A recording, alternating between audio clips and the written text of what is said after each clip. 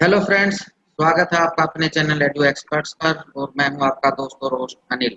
और आज आपके सामने लेकर आया हूं एपिसोड 9 सवाल जवाब। और एक बहुत ही खास मेहमान आज हमारे साथ हैं। Please welcome mister Yashpal Yadav. He is director at CD group of schools Gurgaon. और सिर्फ एजुकेशन जगत में ही नहीं, दुनिया भर के लोगों के दिलों में भी उन्होंने एक खासी जगह बनाई है। तो यशपाल सर, बहुत बहुत स्वागत है आपका हमारे शो एडू एक्सपर्ट्स पर। तो सर, जैसे कि हमारा टॉपिक है लीडरशिप जर्नी। और आपने एक मुकाम हासिल किया है एजुकेशन में, और एक जर्नी के थ्रू हासिल किया है। ऐसा नहीं है कि बना बनाया मुकाम आपको मिल गया है या विरासत में मिला है। एक कड़ी मेहनत और संघर्ष के बाद आपने ये सब हासिल किया है। तो इसी विषय में मैंने सोचा कि जो आपके एक्सपीरियंसेस हैं, जिनको और कुछ आपके सिद्धांत हैं जिनको फॉलो करते हुए आपने मुकाम हासिल किया है, वो हम अपने दर्शकों के साथ शेयर करें। तो सर, क्या हम सवाल जवाब का सेशन स्टार्ट कर सकते हैं? जी जी जी अनिल जी। जी सर, जैसे कि मैं देखता हूँ और आपको फॉलो भी करता हूँ, मैं आपका बहुत बड़ा फॉलोवर भी हूँ। आपका जीवन एक थैंक यू। प्रेरणादायक जीवन रहा है सदा से ही। और ऐसा अक्सर देखा जाता है और सुना भी जाता है कि हर एक बिजनेस को करने के लिए कैपिटल चाहिए होता है, पूंजी चाहिए होती है। लेकिन जिस तरह से आपने ये मुकाम हासिल किया है, तो हम अपने दर्शकों को आपके थ्रू ये पहुंचाना चाहते हैं कि ये कैसे संभव हो पाया है। मीन्स बिना पूंजी के और बिना किसी ऐसे बहुत अच्छे बैकग्राउंड के इस मुकाम तक पहुंचना कैसे संभव हो पाया है सर? जी अनिल जी, आपने बहुत ही एक अच्छा क्वेश्चन किया है।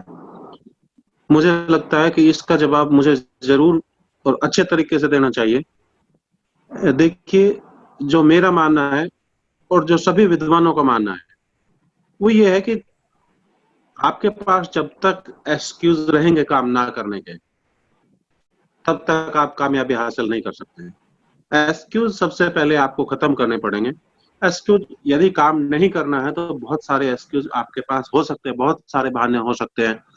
मैं गरीब था, मेरे पिताजी बचपन में गुजर गए थे, या हमारे पास जमीन नहीं थी जी, या मेरे पिताजी नौकरी नहीं थे, या हम तो निम्न श्रेणी में पैदा हुए थे। कितने ही तरह के एक्सक्यूज हो सकते हैं यदि आपने कार्य नहीं करने हैं। और यदि कार्य करना हो तो केवल और केवल एक जुनून होना जरूरी है। और जुनून भी उस हद तक होना जरूरी है जैसे अर्जुन को सिर्फ मछली की आंख दिखाई देती थी। सिर्फ आपको अपना उद्देश्य नजर आना चाहिए। यदि इस हद तक का जुनून है, ऐसा जुनून आपके पास है, तो फिर दुनिया की कोई ताकत या कोई बहाने, कोई एक्सक्यूज आपको कामयाब होने से नहीं रोक सकता है। बहुत सारे लोग किस्मत पर भरोसा करते हैं, किस्मत में था ही नहीं जी। ऐसा नहीं है, ऐसा तो बिल्कुल भी नहीं है। इस बात को तो मैं एक पैसे भर भी, 1% भी नहीं मानता हूँ कि किस्मत की बात कहीं रोल करती होगी।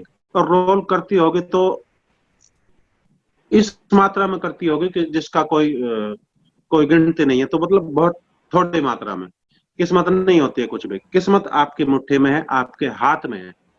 यदि आपने पहले दिन से ही उस जुनून के साथ कार्य किया, आपको अर्जुन की तरह मछली की आंख ही दिखाई देती है।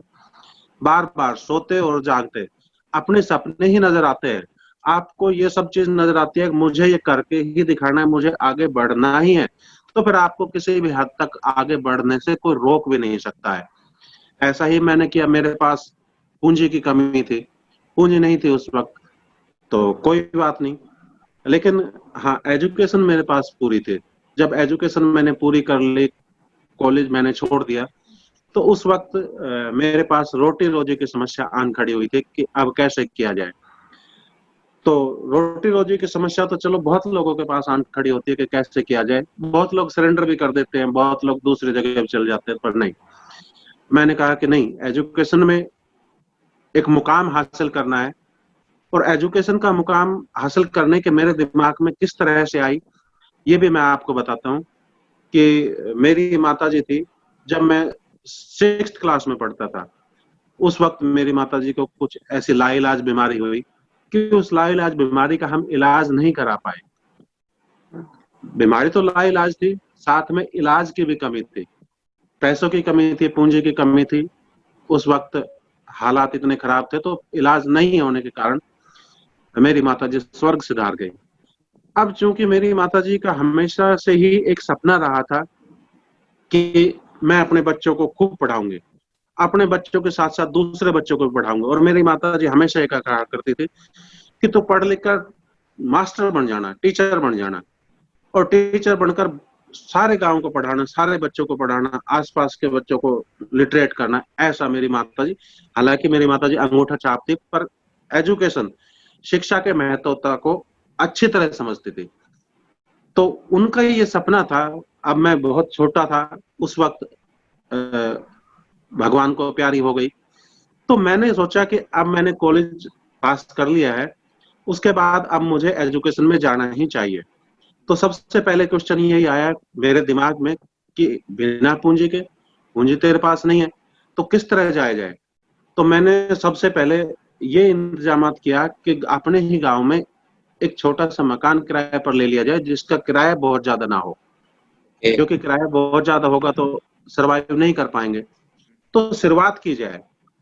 तो हमने एक मकान किराए पर सर्च किया, ढूंढा और मिल गया, और लोगों ने भी बहुत सपोर्ट किया। सर्च करने के बाद जब हमने काम शुरू किया, तो काम एक अच्छी मेहनत के साथ, एक डेडिकेशन के साथ, एक लक्ष्य के साथ शुरू किया था। फिर काम करने के बाद हमने पीछे मुड़कर नहीं देखा, फिर दिनों रात भी नहीं देखे, फिर थकान भी नहीं देखी, फिर हमने छुट्टी का दिन संडे और ये भी नहीं देखे। फिर हमने तो एक लक्ष्य देखा कि हमें दिखाई दे रहा था कि एक लक्ष्य तक पहुंचना है। और अनिल जी, मैं आपको बताऊं, अभी वो लक्ष्य हासिल नहीं हुआ।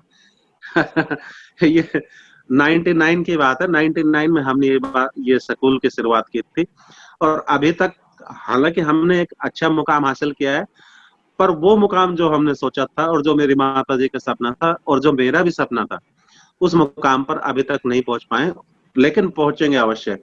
वो जुनून की तरह अब भी मेरे दिमाग में बैठा हुआ है। अब भी मैं दिन और रात सोचते वक्त उसको याद करता हूं कि नहीं, अभी कसर बाकी है। तो अभी तक लगे हुए हैं।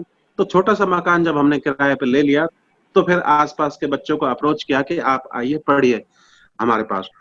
तो आसपास के लोगों ने, गांव के लोगों ने मुझ पर भरोसा भी किया, क्योंकि जिस तरह से वो देखते थे कि एक जनूनी व्यक्ति है और काम करने वाले हैं, मेहनती है, सिंसियरिटी के साथ काम करते हैं। तो मेरा ये जरूर रहा है कि जब भी मैंने कोई भी डिसीजन लिया स्कूल के संदर्भ में, जब मैंने स्कूल स्टार्ट कर लिया, उसके बाद जो भी मैंने डिसीजन लिए, जितने भी मेरे निर्णय रहे स्कूल के संदर्भ में, वो सब बच्चों को केंद्र बिंदु में रख के लिए गए। किसी टीचर्स को, या मैंने खुद अपने आप को, या अपने परिवार को, या अपने बच्चों को केंद्र बिंदु में रखकर, या पैसों को केंद्र बिंदु में रखकर निर्णय नहीं लिए। अपने बच्चों को, अपने स्टूडेंट्स को केंद्र बिंदु में रखकर फिर निर्णय लिए। मीन्स कि जब भी निर्णय लिए जाते थे तो ये जरूर सोच लिया जाता था कि इस निर्णय से हमारे स्टूडेंट्स को कितना फायदा होगा, क्या इनको कहीं लॉस तो नहीं हो जाएगा किसी निर्णय से, क्या ये भविष्य में या लॉन्ग लाइफ में इन बच्चों को जाकर ये तो महसूस नहीं होगा कि हम एक छोटे स्कूल में पढ़े थे तो हमें ये सारी की सारी चीजें उपलब्ध नहीं हो पाई थी। तो जो मैक्सिमम उपलब्ध हो पाया, जो चीज हम कर पाए, जो निर्णय हमने लिए सच्ची ईमानदारी के साथ, सिंसियरिटी के साथ, तो लोगों ने मुझ पर इतना भरोसा किया, इतना भरोसा किया कि आंख बंद करके भरोसा किया। 2 कमरों का हमारा स्कूल, क्योंकि किराया पूरा नहीं हो पाता था बड़ी अगर बिल्डिंग ले ली जाती तो 2 कमरों का हमारा स्कूल, उसके बावजूद लोगों ने भरोसा इतना किया कि आंख बंद करके एडमिशन कराया, और लोग आते ही गए, जुड़ते ही गए। तो हम सिंसियरिटी के साथ काम करते ही गए, और आज आपके सामने एक स्कूल किया, फिर दूसरा स्कूल किया, फिर भगवान ने चाहे तीसरा स्कूल हो गया, चौथा स्कूल हो गया। तो कुल मिलाकर लगे हुए हैं शिक्षा का प्रचार और प्रसार करने के लिए। आज भी हम कोई भी निर्णय लेते हैं स्कूल के संदर्भ में, तो सबसे पहले ये सोचा जाता है कि इस निर्णय से स्कूल का तो भला ही होगा, बच्चों का कितना भला हो जाता है, बच्चों का क्या हो जाता है। तो उस निर्णय को सोचते हुए हम निर्णय ले लेते हैं, और उसके बाद फिर उसको क्रियान्वित करते हैं, फिर उस पर पूरी जी जान से उसको सफल बनाने के लिए लग जाते हैं। तो आज तक मेरा ऐसा कोई निर्णय रहा नहीं जिस निर्णय पर हमें पीछे हटना पड़ा हो। पीछे हटना इसलिए नहीं पड़ा कि उस निर्णय को क्रियान्वित करने को लेकर फिर हम पूरी ताकत लगाते हैं, उसको जी जान से करते हैं काम को।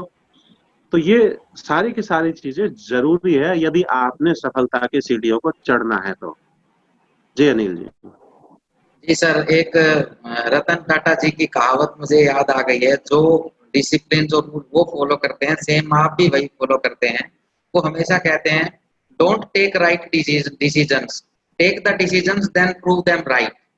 तो डिसीजन जो एक बार ले लिए, फिर आपको उनको प्रूव करने में जो मेहनत लगती है, जो ताकत लगती है, वो आपको पूरी लगानी चाहिए। तो कहीं ना कहीं जो आपके विचार हैं वो हमारे रतन टाटा जी से मेल खाते हैं, और उनकी तरह आप भी सक्सेस की तरफ जा रहे हैं। तो सर, एक छोटा सा क्वेश्चन उससे पहले मैं अपने दर्शकों को बताऊं कि गुड़गांव में अगर आप जाते हैं तो माता जी के नाम पर सीडी चौक भी है। तो सर, सीडी की फुल फॉर्म थोड़ा बताएंगे ताकि हमारे दर्शकों को पता चले कि सीडी का क्या मतलब है। जी जी, जैसे मैंने आपको बताया कि मेरी माता जी जिस तरह से शिक्षा के प्रचार प्रसार के लिए बहुत ललायत रहती थी, तो हमने जितने भी एजुकेशनल इंस्टीट्यूट शुरू किए वो अपनी माता जी के नाम पे, यानी कि चंपा देवी के नाम से ही शुरू किए। तो क्योंकि उससे हमें प्रेरणा मिलती रहती है, उससे हमें लगातार मार्गदर्शन मिलता रहता है, और हमें अपना सौपन याद रहता है कि माता जी क्या चाहती थी और हमने क्या उद्देश्य निश्चित किए गए हैं। तो हमने इसलिए भी अपनी माता जी के नाम से शुरू किया, एक तो उनके डेडिकेशन को देखते हुए, एक उनके प्रेरणा को देखते हुए, और एक इसलिए देखते हुए कि हमारे अपना सौपन कभी भूल ना जाए, याद रहे। हमारी माता जी पीछे से हमें पुश करती है हमारे सपन को पूरा कराने के लिए। तो सीडी चौक यहाँ सोना रोड पर, एक सोना रोड बहुत पॉश एरिया है गुड़गांव में माना जाता है, तो यहीं पे हमने स्कूल की शुरुआत की थी।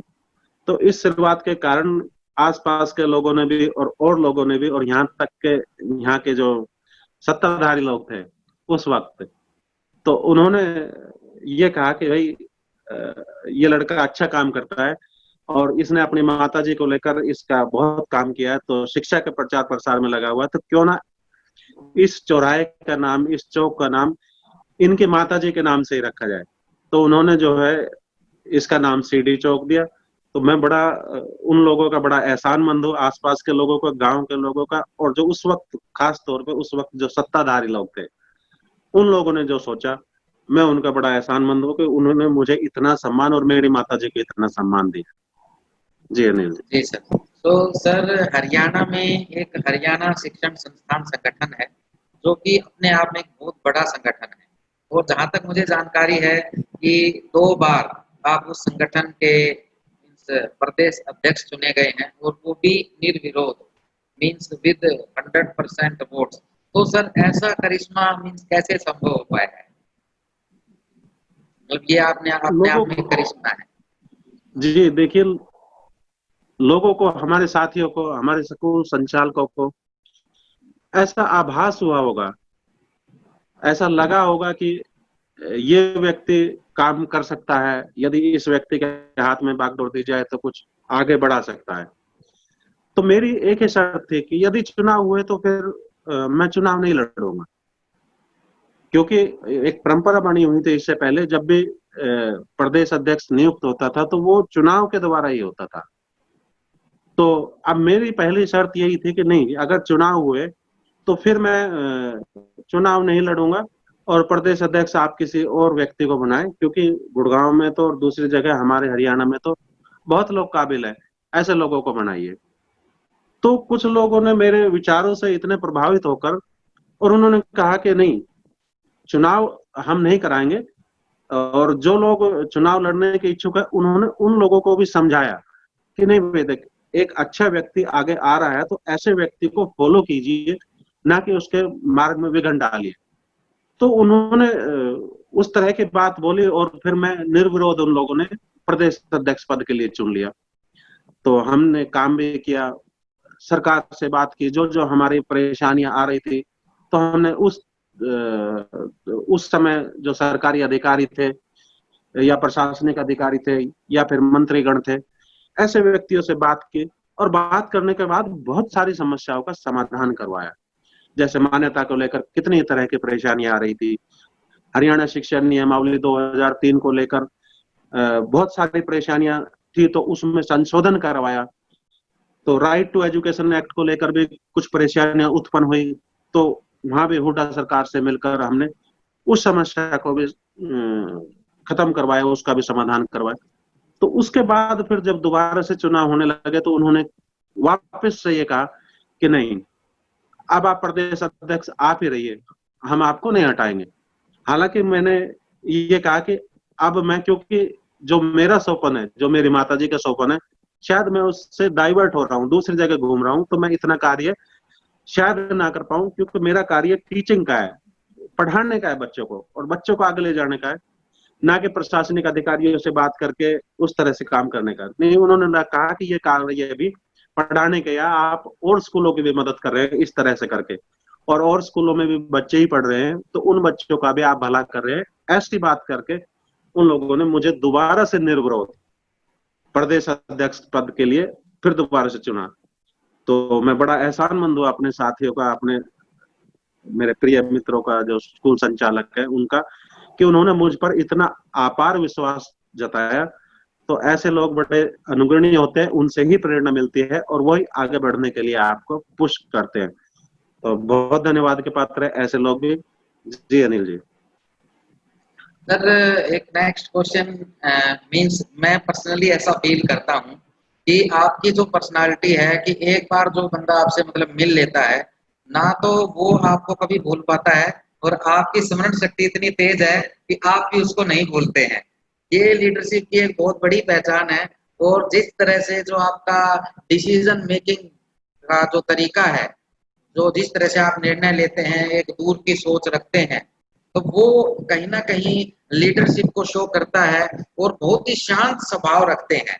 मीन्स ऐसा कभी उग्र व्यवहार या तेज स्वभाव मैंने आपका नहीं देखा है, लेकिन फिर भी मैंने ऐसा देखा है लोगों को कि बहुत सोच समझकर वो आपसे बात करते हैं। तो अपना एक ये स्टेटस बनाना और फिर उसको मेंटेन करना अपने आप में बहुत बड़ी बात है। तो कहाँ से इतनी शक्ति आप लेके आते हैं कि इतने बड़े-बड़े डिसीजंस और दूर का सोचते हैं? तो कौन सा ऐसा तरीका है जो हम भी ये लगाएं और मतलब ऐसे डिसीजंस ले पाए? जी जी, डिसीजन लेने के बाद उसको सही साबित करना, ये अपने आप में चुनौती होती है। डिसीजन लेते वक्त नहीं सोचना चाहिए कि आप सही ले रहे, लेकिन हाँ ये जरूर सोचना चाहिए आप जिनके लिए डिसीजन ले रहे हो उनका भला तो होगा ना। उसके बाद उनको क्रियान्वित करना ये आपका काम होना चाहिए, यानी कि जो डिसीजन ले रहा है वो किस तरह से उसको क्रियान्वित करता है कि वो सही हो, उससे फिर वापस ना हटना पड़े। तो प्रधानमंत्री जी ने एक बार विज्ञान भवन में हमारे स्कूल संचालकों की सभी की मीटिंग बुलवाई थी, प्रधानमंत्री मोदी जी ने। तो उन्होंने ये कहा कि मेरा एक सपना है कि मेरा देश भारत डिजिटल हो, सारे के सारे कार्य डिजिटल के थ्रू हो, सब ऑनलाइन हो, सब के सब। तो एक ओल्ड जनरेशन के लोगों से हम उतनी उम्मीद नहीं कर सकते और एकदम कोई क्रांति आ जाए उतना भी नहीं कर सकते।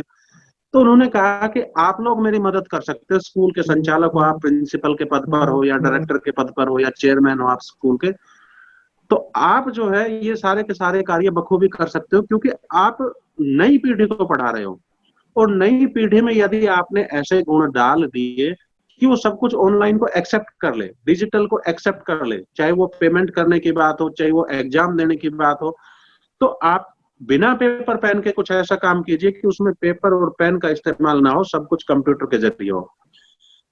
तो प्रधानमंत्री ऐसा बोल ही रहे थे, तो मेरे दिमाग में क्लिक किया, मैंने ऐसा डिसीजन उसी वक्त ले लिया कि अब हम एक ऑनलाइन एग्जामिनेशन लैब लगाएंगे जिसमें बिना पेपर और बिना पेन के ही आप एग्जाम दे सकते हैं।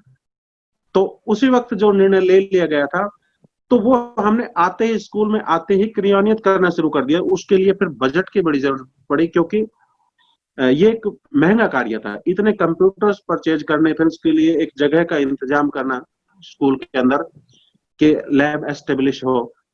तो उसके लिए फिर हमने बैंक से अप्रोच किया। तो बैंक ऑफ महाराष्ट्र है हमारा, नजदीक का बैंक है, उनसे अप्रोच किया कि ऐसा ऐसा हम चाहते हैं, प्रधानमंत्री जी का ऐसा सपना है कि वो डिजिटल करना चाहते हैं, तो हम बिना पेपर पेन के अपने बच्चों का एग्जाम लेंगे ताकि उनको आदत पड़े कि बिना पेपर पेन के भी सब चीजें हो सकती है, पेपरलेस भी हो सकता है। तो हमने अपने स्टाफ में भी, अपने ऑफिस में भी ये कहा कि नहीं, सारे के सारे कार्य अब हम डिजिटली किया करेंगे। जो प्रिंट आउट हम लेते थे ना, वो प्रिंट आउट हमने बहुत कम कर दिए कि नहीं, अब प्रिंट आउट नहीं जाया करेगा, आपके मोबाइल पर, आपके कंप्यूटर पर, ईमेल के थ्रू, बाकी दूसरे डिजिटल प्लेटफॉर्म के थ्रू हम काम किया करेंगे, ना कि पेपर पे लिखकर, पेन से लिखकर। ये सारी चीजें हमने ऑफिस में भी खत्म की और एक ऑनलाइन एग्जामिनेशन लैब की स्थापना भी की। वो ऑनलाइन एग्जामिनेशन लैब काफी महंगी पड़ी थी, लेकिन हमने जैसे ही सीबीएसई को इंटीमेट किया कि इस तरह से हमने एक ऑनलाइन एग्जामिनेशन लैब बनवा दिया, अब हमारे बच्चे बिना पेपर और बिना पेन के ही एग्जाम दिया करेंगे और उनका आकलन भी बिना पेपर पेन के ही टीचर्स कर दिया करेंगे। तो इस तरह हमने एक सॉफ्टवेयर का निर्माण भी करवाया, एक सॉफ्टवेयर एजेंसी से मिलकर उनसे कहा कि आप हमारी हेल्प कीजिए। तो उन्होंने हमारी हेल्प की और एक सॉफ्टवेयर ऐसा बना के दिया जिससे हमारे टीचर्स भी उनका बच्चों का आकलन सही तरीके से कर सकते हैं। जैसे अक्सर ऐसा था, आज तक ऐसा देखा गया था कि जो छोटे क्वेश्चन, जो ऑब्जेक्टिव टाइप क्वेश्चन थे, उनका तो कंप्यूटर ऑटोमेटिक अपने आप ही चेक कर देता था कि क्वेश्चन ठीक है या गलत है, उसका 1 नंबर देना है या नहीं देना है, ये तो कंप्यूटर डिसाइड कर देता था। उसके बाद जो लॉन्ग टाइप क्वेश्चन होते थे, उनके लिए एक चुनौती थी कि किस तरह से इसका आकलन किया जाए। तो हमने बड़े क्वेश्चन को भी, जब बच्चे टाइप करते थे तो उनके टाइपिंग स्पीड सुधर गई। हमने उनको उनके पेरेंट्स को अप्रोच किया कि आप भी कोशिश कीजिए, घर में इनको एक कंप्यूटर ला के दीजिए या लैपटॉप ला के दीजिए, ताकि ये बच्चे वहां पे भी कार्य करना सीखेंगे तो स्कूल में भी कार्य कर सकेंगे और आगे जाकर जो मोदी जी का सपना है उसको पूरा करेंगे। तो लॉन्ग टाइप क्वेश्चन थे, बच्चों ने बड़ी अच्छी स्पीड बनाई और फटाफट फटाफट टाइप उनको कर देते थे। और करने के बाद फिर वो सीधे टीचर के पास, जैसे ही सबमिट करते थे, सीधे टीचर के पास पहुंच जाते थे। टीचर उनको पढ़ता था और पढ़ने के बाद टीचर के पास पावर होती थी कि उसकी गलतियां निकाल सके कि उनमें क्या क्या बच्चे ने गलती की है। तो गलती भी वहां मेंशन होती थी और टीचर्स उसके मार्क्स भी देते थे कि कितने मार्क्स आए हैं इस बच्चे के। तो ये इमीडिएट एकदम हो जाता था और बड़ा आसान था। टीचर्स भी इसके लिए बड़े यूज्ड हो गए। शुरुआत में दिक्कतें आई, टीचर्स ने भी एक्सेप्ट नहीं किया कि इतना मुश्किल कार्य है, कैसे हो पाएगा ये। तो लेकिन जब वो हुआ तो ऐसे लगा कि ये तो कार्य पहले हो जाना चाहिए था, ये तो सारा ही बर्डन खत्म हो गया टीचर्स का, फटाफट कार्य होने लगा। कुछ ऑब्जेक्टिव टाइप क्वेश्चन थे, उसको तो कंप्यूटर अपने आप ही चेकिंग करने लगा। लॉन्ग टाइप क्वेश्चन थे, उसको टीचर पढ़ के मार्क किया और उसके मार्क्स दे दिए और टोटलिंग कंप्यूटर ने अपने आप ही कर दी। तो बहुत सारे काम अपने आप ही हो जाते थे। तो ये लैब हमने लगा के दिखाई और सीबीएसई से जैसे ही हमने इंटीमेट किया, तुरंत हमारे पास रिप्लाई आया, सेम डे रिप्लाई आया कि यदि आपको किसी सरकारी कार्य के लिए, किसी सरकारी टेस्ट के लिए यदि आपसे कहा जाए तो उसके लिए क्या आपका स्कूल तैयार है। तो हमने भी सेम डे उसका रिप्लाई किया कि बिल्कुल तैयार है, क्योंकि हम मोदी जी का सपना पूरा करने के लिए लगे हुए हैं। तो और एक डिजिटल इंडिया बनाने के लिए लगे हुए हैं। हमारे जितना कंट्रीब्यूशन है हम उसमें से 100 का 100% करेंगे। तो उन्होंने कुछ एग्जाम हमारे पास भेजे और कहा कि इसका एग्जाम लीजिए और उसके बाद हमें दीजिए। तो वो लैब हमारे दूसरे कार्य के लिए जितने भी सरकारी एग्जाम होते हैं, तकरीबन तकरीबन गुड़गांव में हमारे पास ही होते हैं। जैसे बीएसएफ का एग्जाम हुआ, पुलिस का एग्जाम हुआ, यूपीएससी का एग्जाम हुआ, एसएससी का एग्जाम हुआ और बाकी अलग अलग एग्जाम हुए, क्योंकि सारे के सारे एग्जाम उसके बाद मोदी जी ने ऑनलाइन कर दिए। ऑनलाइन भी थे, ऑफलाइन भी थे। तो ऑनलाइन होते थे वो हमारे पास, हमारे स्कूल में भेज दिए जाते थे, हम उनका टेस्ट करते थे। उनके जो है आंसर, उनको आंसर शीट जो होती थी वो एजेंसी के पास चली जाती थी, वो उनका आकलन करते थे। तो हमने डिसीजन लिया, फिर उसको सही किया और हमारे बच्चे तो कर ही रहे हैं, साथ में हम देश की सेवा भी कर रहे हैं इस कार्य बहुत को। बढ़िया एक स्टेप था, जो कि मुझे ऐसा लगता है कि ना सिर्फ गुड़गांव बल्कि अगर बहुत सारे एरिया को कवर करें तो सबसे पहले डिसीजन लिया गया होगा सीडी ग्रुप के द्वारा कि बच्चे ऑनलाइन एग्जाम दे रहे हैं, और जहाँ भी मैं इस चीज की चर्चा करता हूँ, क्योंकि मुझे भी आपके साथ काम करने का, थोड़े बहुत दिन काम करने का सौभाग्य प्राप्त हुआ है, और जहाँ भी मैं इस चीज की चर्चा करता हूँ कि हम ऐसा करते थे, कि ऑनलाइन एग्जामिनेशन लैब और इस तरह के काम हमने किए हैं, तो एक बड़ा ही अचंभा मानते हैं और आश्चर्यचकित रह जाते हैं कि अरे आपने ऐसा कैसे कर दिया है। तो सर, थोड़ा सा हम डाइवर्ट करेंगे। आजकल जो एक बहुत ही मेन मुद्दा निकल कर सामने आया है, मेंटल स्ट्रेस का, और जो कि लीडरशिप है, जैसे कि आप 4 या 5 स्कूल रन करते हैं, तो एक मेंटल स्ट्रेस दिमाग में रहता है, क्योंकि जब भी हम किसी काम को करते हैं, जैसे कि आपने बताया कि डिसीजन लेना और फिर उनको सही प्रूव करना, लेकिन सही प्रूव करने में जो मेंटल स्ट्रेस आता है, जो मानसिक तनाव बढ़ता है, उस मानसिक तनाव के साथ किस तरह से काम करना, बिना मानसिक तनाव लिए मीन्स कैसे इस स्थिति से उभरना होता है, क्योंकि हम अभी उस स्टेज में नहीं होते हैं, बहुत छोटी-छोटी प्रॉब्लम्स को लेके भी हम दबाव महसूस कर लेते हैं, लेकिन इतने बड़े प्रोजेक्ट्स को छेड़ना, फिर उनको सक्सेसफुली एग्जीक्यूट करना, अपने आप में बहुत बड़ी चीज़ है। तो ज़ाहिर-सी बात है, कहीं न कहीं दिमाग पर तो प्रेशर पड़ता ही होगा, मानसिक तनाव होता ही होगा, और हमारे जो विद्यार्थी हैं, आजकल वो भी मानसिक तनाव से घिर गए हैं। तो विद्यार्थी जो हैं, उनको हम कैसे बचा सकते हैं और खुद को भी मानसिक तनाव से कैसे दूर रख सकते हैं? देखिए अनिल जी, आप फेल होने से नहीं डरेंगे तो आप फेल ही नहीं होंगे, ये पक्का ऐसा मेरा मानना है। आप फेल ही तभी होते हैं जब आप फेल होने से डरते हैं। नहीं, बिल्कुल जो है, आप मन में किसी तरह का कोई तनाव मत रखिए, क्योंकि आप एक सच्चाई के साथ काम कर रहे हैं, आप सिंसियरिटी के साथ काम कर रहे हैं, आप सच्ची लगन के साथ काम कर रहे हैं, आप पूरे डेडिकेशन के साथ काम कर रहे हैं, आपके पास एक अच्छी टीम है कार्य को अंजाम देने के लिए, आप समाज के लिए एक अच्छा काम कर रहे हैं, आप देश के लिए अच्छा काम कर रहे हैं, आप प्रत्येक व्यक्ति और प्रत्येक समुदाय के लिए अच्छा काम कर रहे हैं, तो फिर आपको सफल और असफलता की बात नहीं सोचनी चाहिए, क्योंकि आप असफल नहीं हो सकते हैं। इसलिए सफलता और असफलता की बात नहीं सोचनी चाहिए, आपके दिमाग में तनाव आना ही नहीं चाहिए, मेरा ऐसा मानना है। और क्योंकि स्ट्रेस, ये आपने कहा जैसे कि ये तो एक लाज में हो जाता है, आ ही जाता है, क्योंकि जब हम काम कर रहे होते हैं तो बार बार हमारे दिमाग में तरह तरह की बातें घूम रही होती है। तो मेरा ऐसा मानना है कि कुछ चीजें तो योग के द्वारा, जैसे रामदेव जी ने एक बहुत अच्छे जैसे योग का एक पैकेज उन्होंने दिया है कि अनुलोम विलोम कीजिए, कपाल भारती कीजिए, और दूसरे जो योग के प्राणायाम होते हैं वो कीजिए, उससे स्ट्रेस दूर होता है। ये बिल्कुल जो है, ये कहीं कहीं बातों पर मैं नहीं जा रहा हूं, मैंने इसको अपना के देखा है, करके देखा है, तो बिल्कुल जो है इस ये काम करता है, और ये दुरुस्त तरीके से काम करता है, नेचुरल तरीके से काम करता है। आप कभी भी यदि आपको स्ट्रेस और तनाव कभी भी महसूस हो, तो अनिल जी, मैं दावे के साथ कहता हूं कि आप जो है, या कोई भी व्यक्ति यदि उसी वक्त अनुलोम विलोम सिर्फ 2 ही मिनट करेगा या 1 ही मिनट करेगा, अनुलोम विलोम कर लीजिए आप, एक नाक से और दूसरे नाक से छोड़ दीजिए। आप एक नाक से लेंगे, दूसरे नाक में छोड़ेंगे, तभी आपको महसूस हो जाएगा कि तनाव कुछ कम हुआ है। और यदि आपने ऐसा 4 से 5 बार या 1 मिनट तक कर लिया, तो निश्चित रूप से आपका तनाव वहीं खत्म हो जाएगा। ये मैं दावे के साथ कहता हूँ, क्योंकि ये मैं आजमाता हूँ रोजाना, डे टू डे लाइफ में। यदि कभी ऐसा होता है, हालांकि मैं तनाव नहीं लेता हूँ, इतना तनाव नहीं आता, क्योंकि तनाव इसलिए नहीं आता कि मुझे फेल होने का डर नहीं है।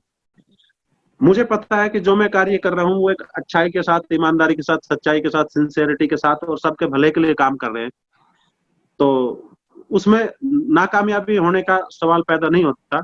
और यदि फिर भी नाकामयाबी होती है तो हम उसको स्वीकार भी कर लेते हैं, कोई बात नहीं है।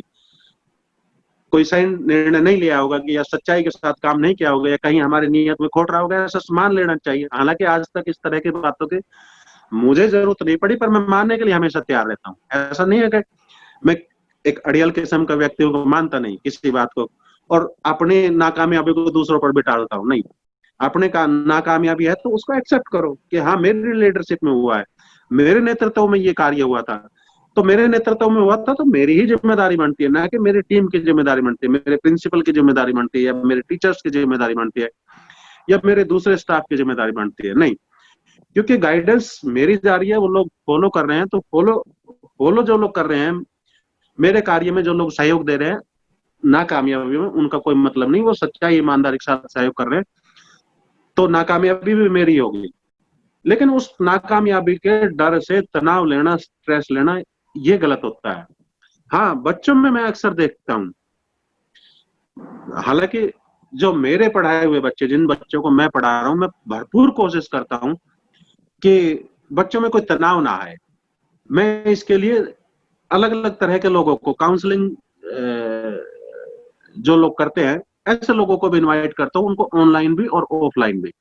कई बार स्कूल में भी इनवाइट करते हैं, और कई बार उस तरह के लोगों को इनवाइट करते हैं जिन्होंने एक बहुत अच्छा मुकाम हासिल किया हो समाज में, जिनके पास था कुछ नहीं और एक बहुत अच्छा मुकाम हासिल किया। तो ऐसे लोगों को भी हम बच्चों के बीच में लाकर खड़ा करते हैं कि देखे, ये भी आपके बीच का ही व्यक्ति है, ये भी आप ही की तरह पढ़ा हुआ है, आप ही की तरह रहा हुआ है, आप ही की तरह खान पान हुआ है, आप ही की तरह रहन सहन हुआ है, और उसके बावजूद ये हम सबसे ऊपर है।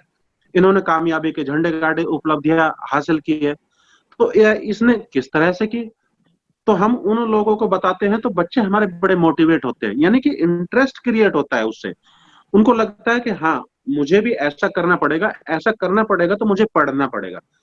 पहले इनिशियली मुझे जो है एजुकेट होना पड़ेगा, एजुकेशन लेनी पड़ेगी, और एजुकेशन लेंगे तभी आगे बढ़ पाएंगे। तो जब अपनी मर्जी से बच्चा कार्य करना शुरू करता है अपने इंटरेस्ट के साथ, फिर उसको स्ट्रेस नहीं आता है।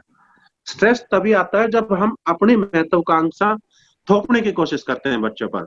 उसको समझाने के बजाय ये कहते हैं, नहीं, ये कार्य आपको करना पड़ेगा, कल मुझे ये होमवर्क चाहिए ही चाहिए, कल मुझे ऐसा चाहिए ही चाहिए, मुझे मुझे नहीं पता आपने किस तरह से किया, कैसे करना है, लेकिन आपको ये काम करना है।